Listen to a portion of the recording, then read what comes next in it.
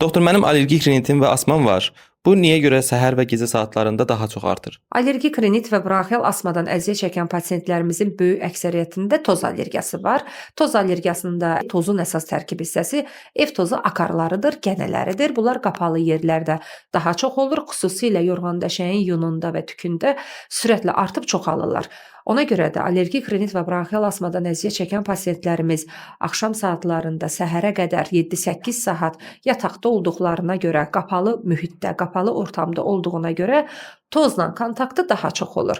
Ona görə də onların şikayətləri səhərə yaxın öskürək, xırıltı, xışıltı, burundan nəfəs almanın çətinləşməsi, ağız açıq yatma, səhər yerindən durduqda qrip kimi oyanma, asqırma, burundan seli ifrazı, boğazda qıcıqlanma kimi şikayətlər şiddətlənir.